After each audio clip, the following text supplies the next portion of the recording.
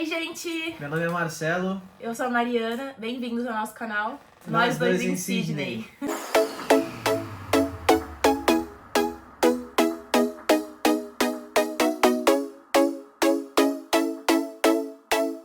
Então, pessoal, hoje a gente vai falar para vocês a respeito do tão temido processo de imigração. Então, a gente vai dar uma geral. Primeiro, a gente vai falar algumas coisas em relação a alguns tipos de visto. Então, é algo que as pessoas têm bastante acesso, mas é interessante a gente falar que existe outras maneiras de você ir para um país, seja para a Austrália ou para qualquer outro país. Você consegue ir com diversos tipos de vistos. Obviamente, cada um tem o seu requisito, etc. A gente vai explicar tudo aqui para vocês. Mas a gente vai dar essa abertura para vocês entenderem os vários processos e várias maneiras que você pode ir para ser um imigrante num país. Então, deixar vocês cientes de que existem diversos tipos de vistos, não só o visto de estudante ou o visto de turismo, né, que o pessoal costuma usar. É importante também deixar ciente de que a gente não é nenhum especialista, não somos agentes de imigração, muito menos escolas de intercâmbio. Então a gente vai contar aqui o que a gente sabe até agora e mais pra frente a gente vai contar a nossa experiência com datas, quando que foi que a gente aplicou, como é que a gente fez, quanto tempo demorou, então nossos erros e acertos, o que a gente acabou fazendo. Então essa é a ideia do vídeo, beleza? Gente, antes de começar o vídeo, propriamente dito, não se esqueçam de deixar o like aqui no vídeo, se inscrever no canal para acompanhar a gente, vai ter bastante novidade e também ajuda os amigos imigrantes, igual vocês. E além disso, a gente vai deixar aqui na descrição o site do governo com todos os tipos de visto, para vocês conseguirem acessar e darem uma lida aí por cima do tipo de visto que vocês podem fazer, de como vocês podem aplicar. E aí, juntando com as informações que a gente vai dar aqui no vídeo, talvez vocês consigam entender um pouco melhor de como vocês conseguem imigrar para a Austrália. Então, pessoal, o visto mais fácil, digamos assim, né, de ser adquirido é o visto de turismo. Então, ele não é um visto que vai te habilitar a imigrar propriamente dito para a Austrália, mas você vai conseguir ir e visitar, como o nome já diz, né, um visto de turismo. Esse visto, ele tem a validade de 1 ano a partir da garantia dele. Então, você solicitou o processo e aí a Austrália... vou dar um exemplo, ela autorizou, né, ela aprovou o seu visto dia 6 de março, então, de 2024. Até 6 de março de 2025 você pode, né, fazer o turismo, né, e visitar a Austrália. Diferente do visto mais comum, né, que a gente conhece de turismo, que é o visto americano, e que ele te dá 10 anos de garantia de visto, né, sendo que você tem um limite para ficar dentro do país, obviamente. Mas é isso daí, é um visto que você pode ir, às vezes conhecer a Austrália e depois voltar para decidir se é isso que você quer. E às vezes é uma dúvida do pessoal também, né? Tirei o visto de 1 ano, não fui durante esse 1 ano, eu tenho que renovar? Tem que renovar, gente. Sim. Não adianta, se passar dessa data de 1 ano, não importa se você tirou, se você pagou o primeiro visto, se você não foi durante esse período de 1 ano, você tem que fazer de novo, tá? Não tem jeito. É isso aí. Além do de turismo, tem o visto de sponsor, né? Que também é chamado de visto de trabalho, que é quando a sua empresa, ou daqui do Brasil, ou da própria Austrália, fica como seu patrocinador. Então, eles pagam parte do custo desse visto para você ir para lá. E aí você fica com o resto do custo, né? Tem bastante gente na Austrália que depois de trabalhar alguns anos consegue esse visto de lá, né? Trabalhando de lá, como empresa de lá. E aí você consegue esse visto por metade do custo, porque a outra parte fica para a empresa pagar. Esse visto, assim, quase que o sonho de todo mundo, né? Tirando a residência permanente, porque ele é um visto que você tem a garantia de um trabalho, obviamente, você não tem a obrigação de um estudante, então você não precisa estudar, não tem aquelas limitações de horas, enfim, você está indo para a Austrália para trabalhar. Então é importante citar que existe esse tipo de visto. A empresa ela tem que justificar o porquê contratar você e não um nativo, né? Então, por que contratar o Marcelo para trabalhar numa empresa e não um australiano?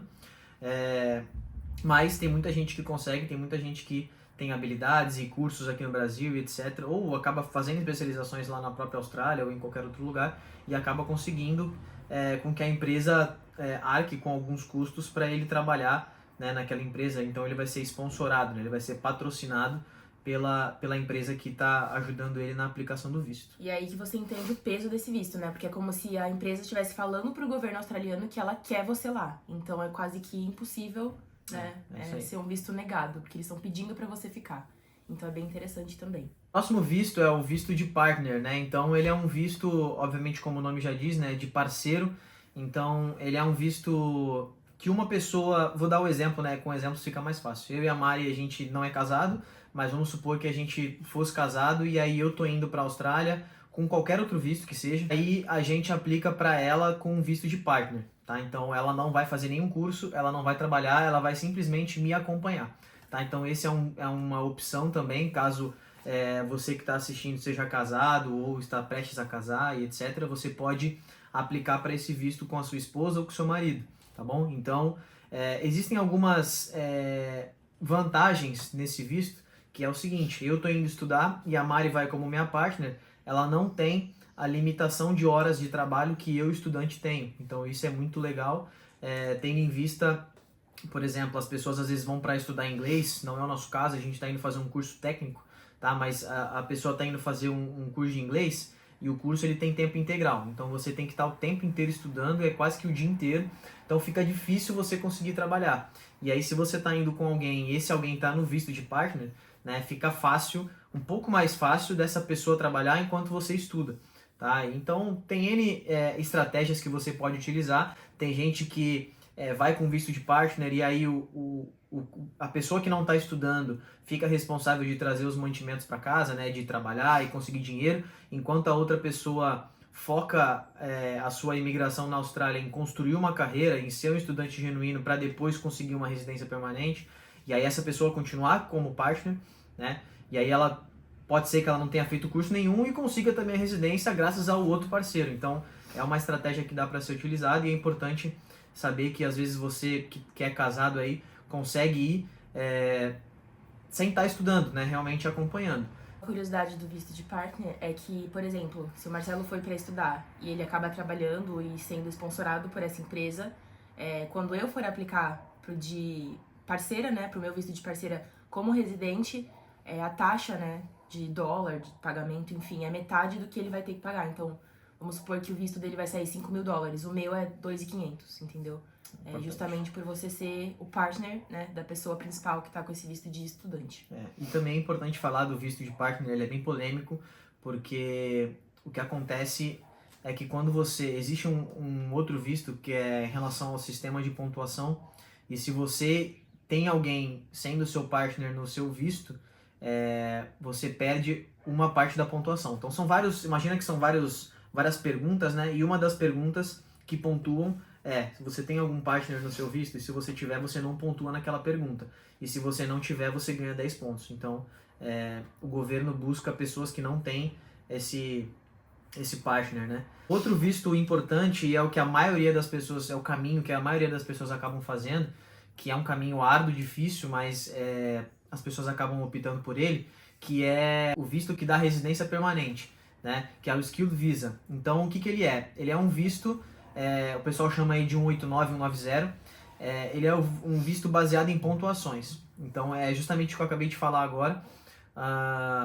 Você fez um curso na Austrália, ele te dá tantos pontos. Você tem a idade entre 25 e 32, ele te dá outros 10 pontos, 15 pontos. Eu não sei exatamente quantos pontos são, mas enfim. E aí você atingindo a quantidade mínima, que são 65 pontos. Como o nome diz, né, é uma pessoa que adquiriu habilidades, né, na Austrália, e aí ela vai poder aplicar para esse visto. E é importante que esse visto é um visto mais importante, né, porque ele dá a residência. O importante desse visto, para você alcançar esse visto, né, que é uma dica muito importante, é você já sair daqui do Brasil com um plano traçado, né, porque senão você vai chegar lá na Austrália e você vai ter diversas ramificações e você vai aplicando para todas as vagas, você vai trabalhando em todos os lugares um pouquinho, e aí lá na frente você não vai ter alcançado esse objetivo de trabalhar 3 anos na mesma área. Então, encara uma área, eu vou trabalhar com obra, então eu vou ficar na obra até dizer chega. Obviamente que nada me impede de fazer outros trabalhos, então eu trabalho na obra, mas eu trabalho como garçom, eu trabalho em qualquer outro lugar, não tem problema nenhum, mas tenha um objetivo, tenha um caminho a ser traçado, isso é muito importante, porque senão você vai se ver daqui a 3, 4 anos na Austrália. Eu trabalhei com todos os trabalhos possíveis do mundo, mas eu não tracei um caminho, eu não priorizei um deles, então isso é muito importante, beleza? É importante citar também nesse visto que tem uma quantidade pré-definida, né? Você tem que ter naquele trabalho, que tá na lista lá que eles colocam, que serve para você aplicar para esse visto. Você precisa ter essas horas logadas, né? Como se você tivesse trabalhado. tem que estar dentro do que o governo estipulou para você. Então, por exemplo, 24 horas semanais. Você só pode colocar essas horas, porque quando você manda toda essa documentação para o governo, eles vão checar se realmente você trabalhou, se a empresa que está trabalhando com você, né, a empresa que você está dentro, colocou essas horas certas para você trabalhar. Se tiver a mais, eles mandam você, né, fazer de novo, enfim. Então tem que estar tudo muito certinho, quantidade de horas, tem que estar dentro do que eles estipulam, porque senão eles não aceitam e aí não adianta nada. Tem que ser tudo muito bem planejado, né? Igual. Por último, e não menos importante, porque é o nosso tipo de visto, né? Nós dois estamos indo com visto de estudante, que também abre aí um leque muito grande para quem quer imigrar para a Austrália. É o mais comum, inclusive, o mais né? É o que comum. o pessoal acaba fazendo, porque realmente ele é o mais fácil, né? É você escolher um curso e ir, enfim. Pagar o curso, né? E aí tem 3 opções. Você fazer o curso de inglês, ou algum curso profissionalizante, né? Que eles chamam de cursos VETs. E tem também os cursos de graduação, que aí é faculdade mesmo, como se fosse faculdade. A gente fechou com uma empresa que se chama Choice Intercâmbio, a gente vai deixar aqui o @ deles pra vocês seguirem, enfim. E eles deram diversas opções pra gente de curso, né? Desde inglês até esses cursos profissionalizantes. A gente achou um curso que se encaixava com o que a gente realmente quer, se encaixa com o que a gente talvez vá trabalhar no futuro, que são as nossas profissões mesmo, que a gente é formado aqui no Brasil. Mas como a gente falou, existem diversos cursos, e aí são várias etapas, né? Tem os cursos mais básicos e os cursos mais complexos, digamos assim. Sobre esse visto de estudante, existe um macete, ou uma estratégia, né, muito interessante, que a Austrália, ela busca, na verdade, acho que quase todos os países, obviamente, que aceitam imigrantes, ela busca que você tenha um degrau de estudos, assim, dentro do país. Então, não faz muito sentido para a Austrália, inclusive, a partir da mudança do ano fiscal, que foi agora 1º de julho, eles estão começando a cortar pessoas que fazem esse downgrade. Então, por exemplo, a pessoa ela fez um curso profissionalizante, e aí para ela ganhar tempo na Austrália, ela se inscreveu num curso de inglês, sabe? Não faz muito sentido para a Austrália, e tipo, eles estão percebendo que as pessoas que estão fazendo isso, elas estão querendo ganhar tempo. Então, é muito importante você contatar uma agência de imigração, uma escola de intercâmbio, seja lá qual for. Então, a gente fez esse contato com a Choice. É uma empresa nova no mercado, mas que já, assim, cara, não tenho palavras para descrever o quão bom eles foram com a gente, né, o quão atencioso, e até agora ainda estão, e quando a gente chegar lá ainda vão conversar com eles, etc. E aí o Hugo, né, que é o camarada que estava com a gente o tempo inteiro da Choice, ele justamente falou isso. Comecem com um curso básico, digamos assim. Então, é muito importante essa dica para vocês, né? Escolham cursos, obviamente, que encaixem no caminho que você quer traçar. Então é muito importante o que eu falei aqui. Antes mesmo de escolher o curso que vocês vão fazer, tracem esse caminho que vocês querem seguir, né? E cada um tem o seu. Não adianta vocês, obviamente que vocês podem se espelhar, mas não imitem o caminho de ninguém. Sigam o caminho de vocês, tá? E aí, esse conselho que o Hugo deu pra gente, ele é valioso demais, que comecem com cursos básicos, com cursos que vão encaixar em qualquer caminho que você for seguir. Faz sentido, né? A Austrália vê que você tá em um curso mais básico e você quer ir subindo de nível. Então, isso aí. Eles vão conceder o visto. Agora, né, uma pessoa que fez um curso super top lá em cima e depois faz um curso mais ou menos, ele já... não faz isso que eles estão fazendo pra cortar a maioria dos brasileiros que estão lá, né? Então tem que ter uma estratégia bem traçada aí, pra saber o que vocês querem fazer lá. Bom, e agora a gente vai falar da nossa experiência, né, dos passos que a gente seguiu, de como que a gente fez todo o processo com a Choice, intercâmbio, da forma que a gente seguiu, né, como eles falaram pra gente fazer. Então, essa foi a nossa experiência, a gente vai contar pra vocês tudo que a gente fez, né, o que foi primeiro, o que foi por último, o que foi bom, o que foi ruim.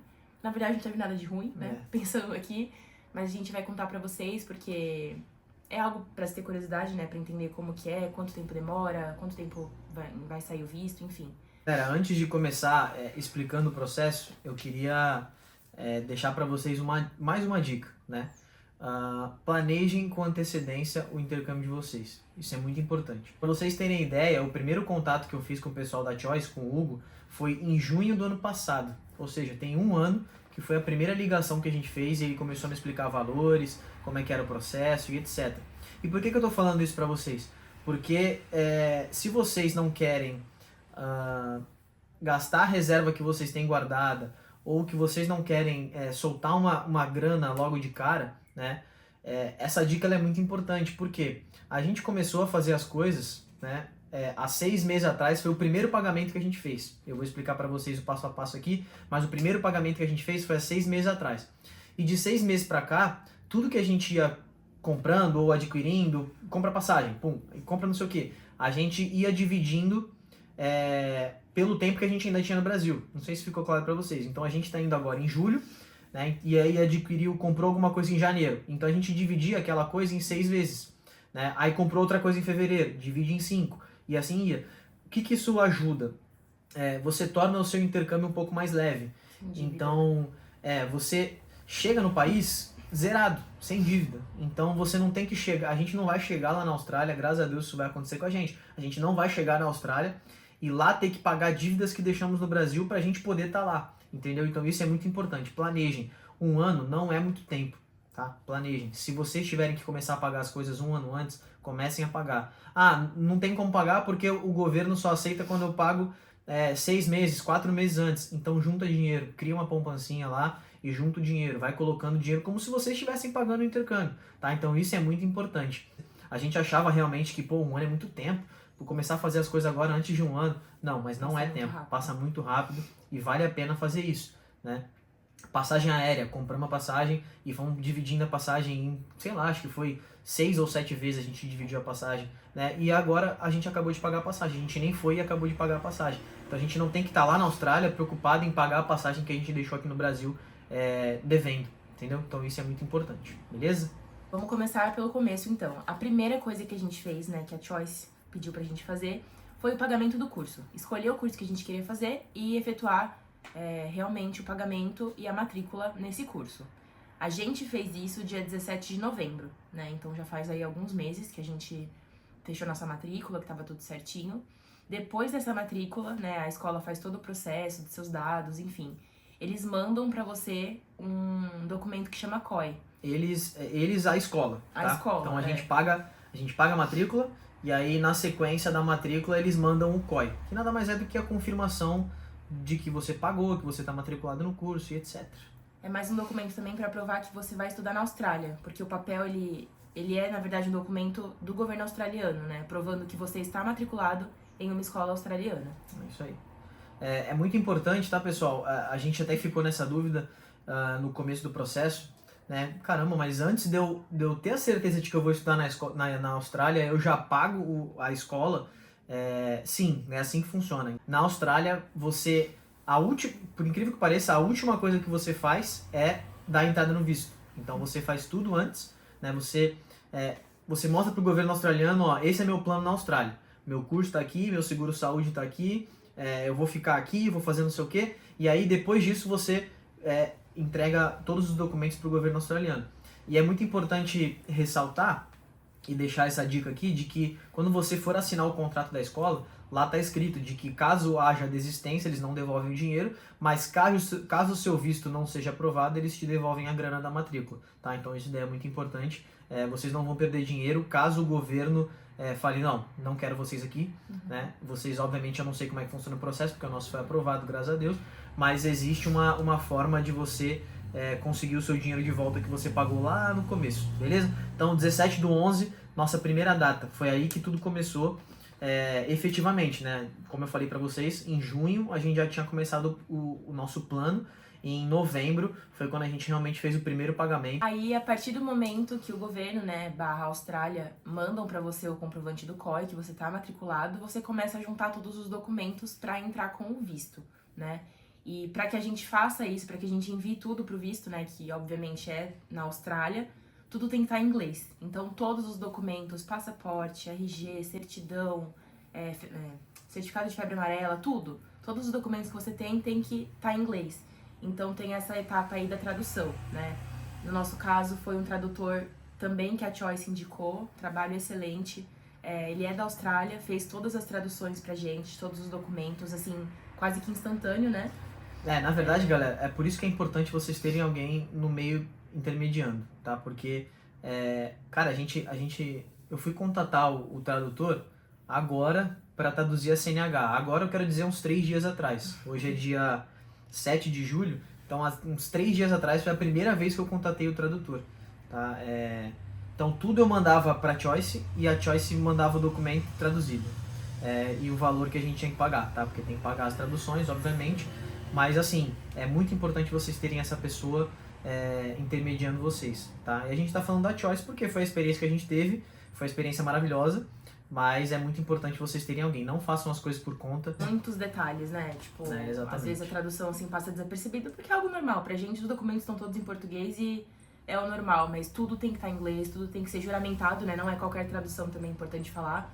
Não é simplesmente traduzir, não quer dizer que, por exemplo, o Marcelo tem um inglês maravilhoso, que ele vai traduzir os documentos e tá valendo. Não, tem que ser uma tradução juramentada, né, por um tradutor de verdade. E isso é bem importante também de ressaltar. Por isso que a gente traduziu todos os documentos, tá? Então eu vou deixar aqui embaixo também uma foto, né, de a Choice, quando a gente contatou eles emitiram pra gente um checklist, né, de todos os documentos que a gente ia precisar, checklist mesmo. E aí a gente foi ticando os documentos conforme a gente foi anexando no nosso dossiê, né, de documentos. A próxima parte são 3 cartas importantes que vocês precisam ter. Tá? Lembrando que 2 delas são opcionais e a outra é realmente obrigatória para o governo. Então, quando a gente emite, né, o nosso requerimento dizendo que a gente vai solicitar o visto e tudo mais, existe uma coisa chamada carta de intenção. Tá? Então, essa carta de intenção ou carta de oferta, ela é basicamente uma carta que você faz. Tá? Então, ela tem que ser muito pessoal. Então, isso é a única coisa que eu recomendo vocês realmente fazerem, não terem contato com ninguém da própria agência de intercâmbio. É óbvio que se a agência de intercâmbio for boa, que nem a nossa foi, depois que você emitir, eles vão corrigir algum erro de português, vão, obviamente, eu acho interessante você acrescentar isso, você fazer aquilo, tá? Para, obviamente, dar mais credibilidade para sua carta. Eles sabem o que o governo querem ou não, tá? E, obviamente, que a nossa intenção é ser aprovado, mas é interessante que você faça essa carta, tá? Essa carta nada mais é do que você conta um pouco da sua vida, você conta a sua experiência no Brasil, o que você gosta de fazer, qual que é a sua rotina, onde você trabalha, você é formado, não é? Você fez inglês, não fez? Por que você escolheu a Austrália para estudar? E aí, essa é a parte principal onde você vai realmente contar as vantagens da Austrália. Eles querem saber muito sobre você mesmo, então você conta sobre a sua família, sobre os membros da sua família, o que cada um faz, o que cada um gosta de fazer. É realmente uma carta bem pessoal para saber quem é você, né? Quem é o Marcelo, quem é a Mariana e por que eles querem vir para a Austrália. E as 2 cartas opcionais que o Marcelo comentou são chamadas de carta de patrocinador, né, de sponsor, e a carta de empregador. São 2 cartas opcionais, na verdade, né? A Choice falou pra gente que se a gente quisesse fazer era interessante, mas também se não quisesse não é obrigatório, né? É algo a mais para entregar pro governo. A de patrocinador, nada mais o nome já fala, alguém vai te patrocinar, alguém tá ali oferecendo dinheiro para meio que te bancar na Austrália. Então é uma segurança pro governo de que caso alguma coisa aconteça, caso você tenha que pagar alguma coisa a mais, tem alguém aqui no Brasil que vai te sponsorar, alguém que vai pagar as coisas pra você. É uma segurança, é tipo um comprovante financeiro pra eles, né, de que você não tá indo sem nada pra Austrália. E a carta do empregador também é bem interessante. Nada mais do que uma pessoa aqui no Brasil que tem uma empresa, né, que escreve nessa carta que ela tem interesse em te contratar quando você chegar da Austrália. Então, fala mais ou menos que o Marcelo foi para a Austrália, foi fazer 1 ano de curso em tal área e que esse curso vai ser muito interessante para quando ele voltar para o Brasil, né? Que isso vai capacitar ele para trabalhar nessa empresa. E aí essa pessoa assina falando que ela tem interesse sim em contratar o Marcelo quando ela voltar da Austrália. E é uma segurança para ele de que você não pretende ficar lá, né? Lembrando, rapaziada, é muito importante a gente deixar nessa primeira entrada no país, né?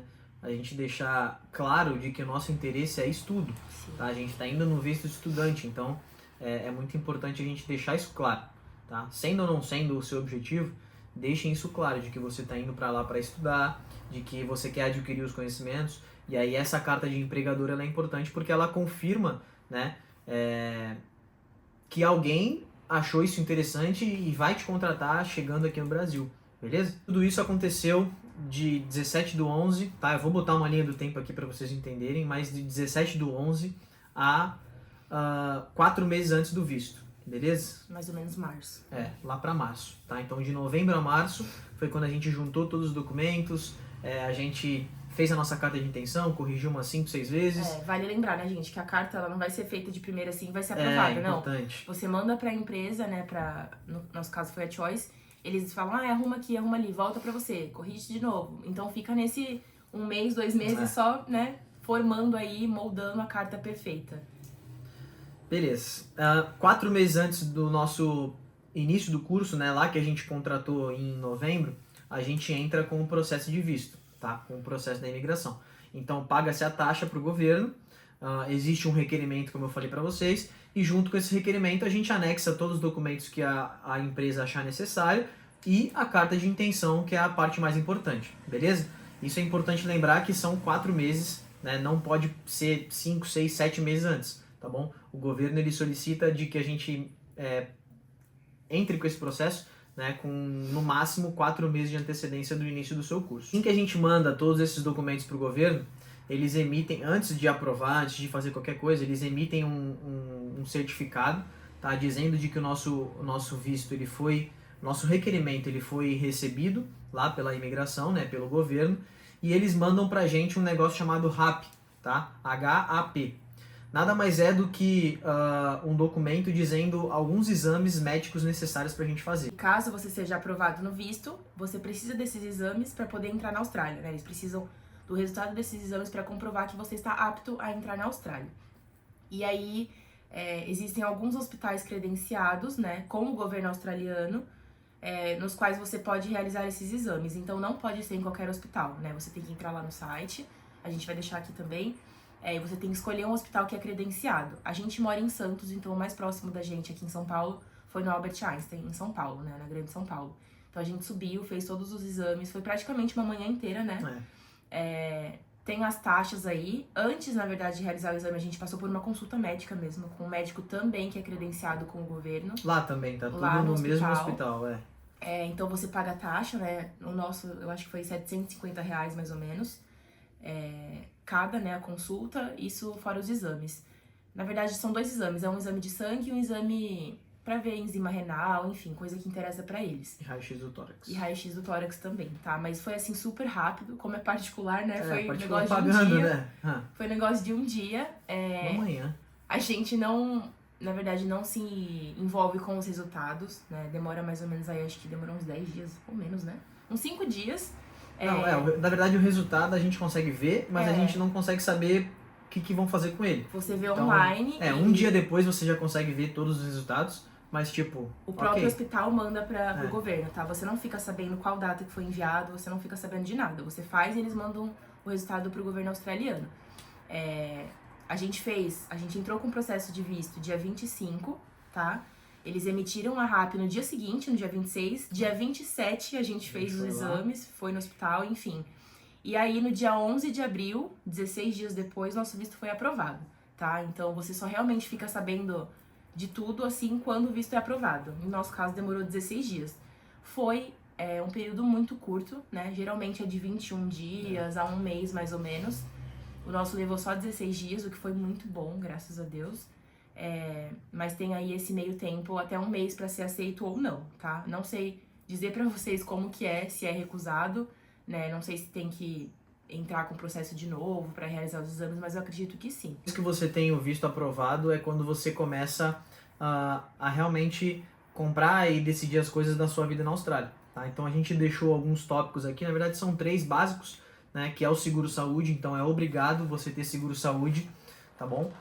O estudante ele é obrigado a ter um seguro-saúde, a sua passagem aérea, óbvio, é muito importante, senão você não chega lá. E aí existem algumas opções, né? A gente vai falar num outro vídeo, quando a gente for postar sobre as nossas arrumação de mala e etc. A ida para o aeroporto, a gente vai falar quais são as principais opções para você chegar até a Austrália, tá bom? E valores, etc. E a sua acomodação. Então é muito importante você chegar na Austrália com alguma acomodação, tá? E aí você vai julgar quanto tempo você acha necessário, tá? 1 mês, 2 meses, 15 dias, 1 semana, tá bom?